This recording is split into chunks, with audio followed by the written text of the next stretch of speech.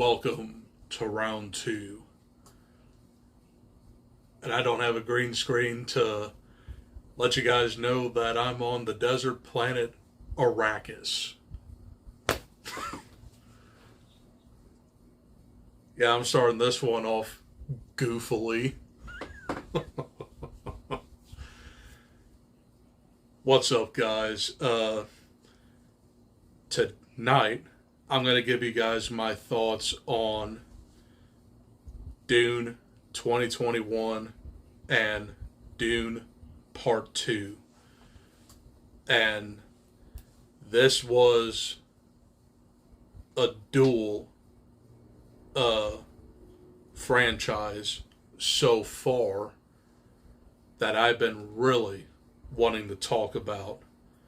So, Dune 2021 released in October of that year, and first I had no interest in it, but I did watch it at home, and the first time I was kind of bored with it, but on rewatch, which is the time that it really matters, I really enjoyed this movie a lot more.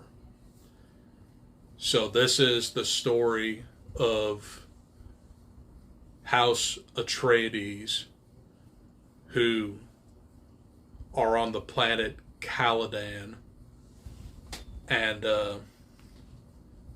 they are plagued by the Harkonnens, and they've been fighting each other for centuries. One fateful day, the Harkonnens invade Caladan and destroy it, and the rest of the House Atreides are fighting to survive on the planet of Arrakis, which is the desert planet known as Dune. So, this movie is very, very well done on a technical standpoint, and it is very gorgeous to look at. This movie was up for a bunch of Oscars in 2022, but I can't remember if it ever actually won anything, but it might have won for at least cinematography. This movie is gorgeous to look at, and Denis Villeneuve really brings this world to life. This movie and series is a very dense sci-fi epic. So, having not known the entire story, I was actually really invested in it this time. Plus, it really helps that I'm actually listening to Dune on Audible this month. So I will definitely know the whole story once I finish it. But the first part, to me, is the world building part, and the climax leads into the second and third book of Dune. And the whole conflict of this movie is the rise and fall of House Atreides and the ascension of Paul Atreides, and the Fremen, which are desert dwellers on Arrakis, believe that he is their Messiah. So, this movie is very, very long and very slow. But I say about like the hour to an hour and a half portion of this movie. This is where the movie like really picks up, because the Harkonnens attack and destroy Caladan, forcing Atreides to retreat to Arrakis. So Arrakis is also a planet that is just a wasteland, and they value the strength of water very much so. So it's weird how they even obtain water, because they get it from like the sweat and saliva of their comrades, and that's how they survive.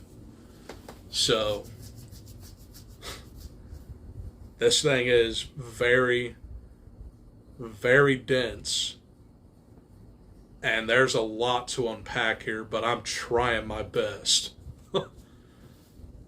So essentially, at the beginning of this movie, Paul Atreides has to conquer pain, and the elder of Atreides, or whatever her role is, she has like this box, and she forces Paul to put his hand in the box, and if he conquers that, he conquers pain. And there's a saying in this movie that reads, "Fear is the mind killer." And I believe pain is definitely part of that quotation. So, yeah. But there's also Baron von Harkonnen, which is played by Stellan Skarsgård. He is practically the villain of the whole Harkonnen tribe, and Dave Bautista is his first in command. And this dude just like literally rises up, and he's like larger than life. And he has a nephew by the name of Fade Rauta, which I'll definitely get into him more when I get into part 2, because he gets more developed in part 2. But anyway, I did like the Harkonnen side very much. I think they are very intimidating villains. But you do get that attack on Caladan. It's pretty much the only conflict in this movie. And Paul also has visions of this woman that is part of the Fremen. She is played by Zendaya, and her name is Shawnee. So, yeah. There's also a very star-studded cast in this movie. You have Josh Brolin, Jason Momoa, Dave Bautista, Timothy Chalamet, Zendaya, and lots of other people. But let's talk about Duncan Idaho here. Duncan Idaho was played by Jason Momoa, and I thought he was the coolest character in this movie. And it kind of disappointed me that they killed him off. But that happens like pretty much near the end of the movie. But I did like Duncan Idaho as a character. But then Gurney Halleck, played by Josh Brolin, was Leto Atreides first in command, and he trains Paul to be better as a fighter. And my head hurts right now just talking about this movie, but I'm trying to pack in as much as I can. But if you do not like hard sci-fi, don't watch this. But if you're into like Lord of the Rings and Star Wars and Game of Thrones, this is definitely the movie for you. Now, I do really like Lord of the Rings, which made me want to watch this movie in the first place, because it did remind me of Lord of the Rings in space. But you gotta be realistic. These novels started in the mid 60s, so this predates Star Wars. So technically, this is your very first epic sci-fi franchise. And it's a very interesting world to be enveloped in for 2.5 hours. So, overall, I would give Dune 2021 an A. It's a movie that is very dense, but the world building is very well done. The effects are very well done. And this is just an epic story. So, those are my thoughts on Dune 2021. And moving right along into Dune Part 2. And this was easily my most anticipated movie of last year, but it got delayed due to the SAG-AFTRA strikes. This thing finally released on March 1st. And this movie picks directly up where Dune Part 1 ended. So Paul is now with the Fremen, and he is trying to exact revenge on the Harkonnens because of the fall of the House of Atreides. And the Fremen don't believe that he is the Messiah that they need. But as this movie goes along, Paul becomes a better fighter, and his whole arc comes around when he is forced to fight Fade Rotha, which is played pretty decently by Austin Butler. Yeah, Elvis is in this movie. And I think Austin Butler disappeared into this role because you don't see any speck of Elvis in this movie. So Fade Rotha is the nephew of Baron von Harkonnen, and he is a psychopath, and he just goes around and slits chambermaids' throats for no apparent reason, and he goes into the ring to take out the rest of Atreides' house. And that sequence is filmed directly in black and white, and I think it's one of my favorite sequences of this entire movie. Now, a lot of people have been saying that this movie is all over the place in storylines because Of course, you get most of the action on Arrakis with Paul and the Fremens, but this movie, about like an hour in, takes it in a very different direction, and you get back to the Harkonnen side of it, and that's when you meet Fade Rotha. And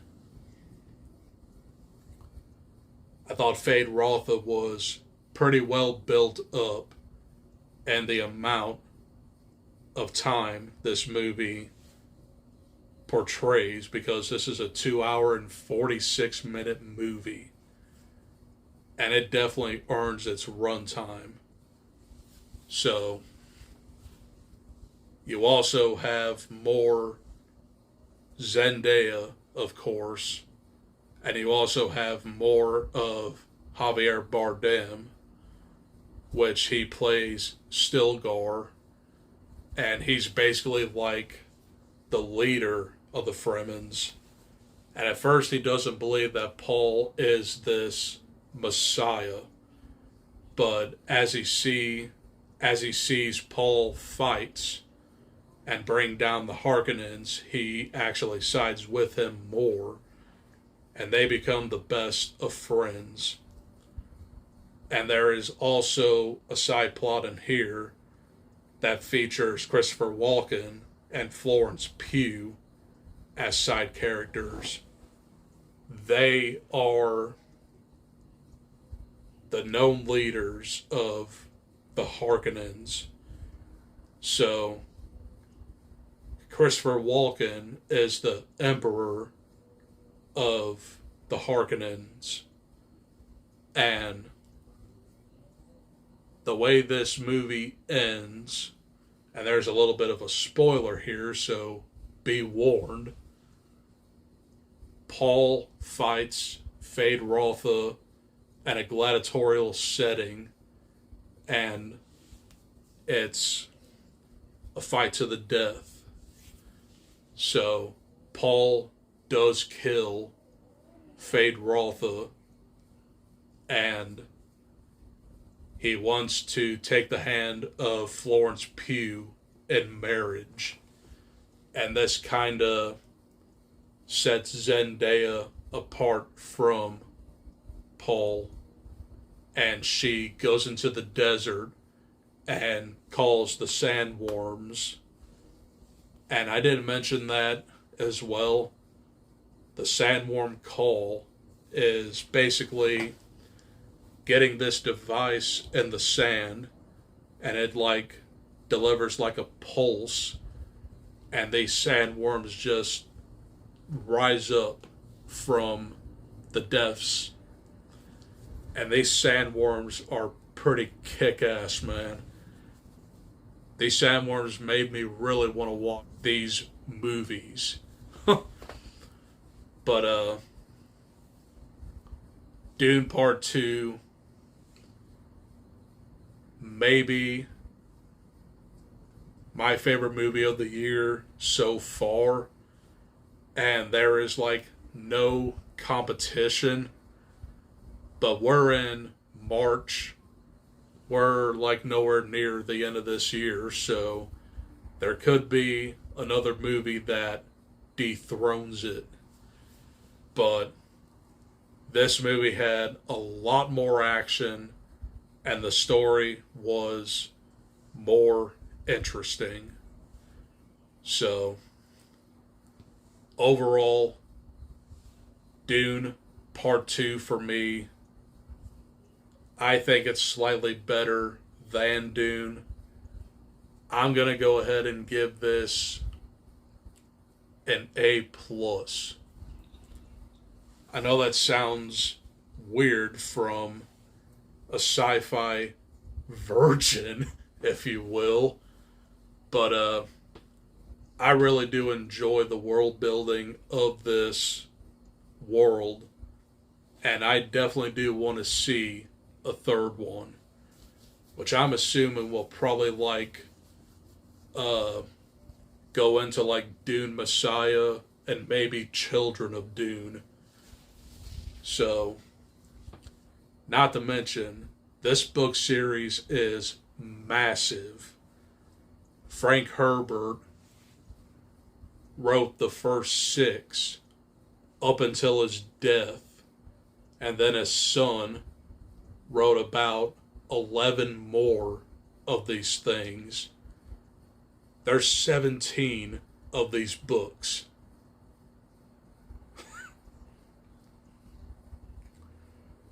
So I'd rather just watch the movies. But the movies wouldn't do justice because this whole story is just epic. And the thing never ends. So I'm guaranteeing that there is going to be a third and maybe final one. But if you want to adapt Dune in its entirety, this thing just might as well be like a TV series with many seasons. Now, Game of Thrones did that very well because that's a massive book series as well. But Dune is even more massive and more thought-provoking. And not to mention, it's very biblical in its tone because it deals with the rise of a prophet leading into a Messiah. So, overall, I really do enjoy both of these movies, and it kind of makes me want to watch the original David Lynch one from the 80s. So maybe down the road I will watch that, but going off of nothing, I tried to give you guys the best I could featuring both of these movies. And I think I did pretty good here. Now, I would go on a lot more, but I am no Dune expert. So I'm going to go ahead and leave it at that. And that's all I got for this video. Next up, tomorrow, I'm going to give you guys my February book wrap-up and my Everything's Eventual ranking and review. So, stay tuned for that. But otherwise, enjoy the rest of your Sunday. And Ashala Santa. Long live the fighters. And fear is the mind killer. Don't get eaten by sandworms. Adios. Peace.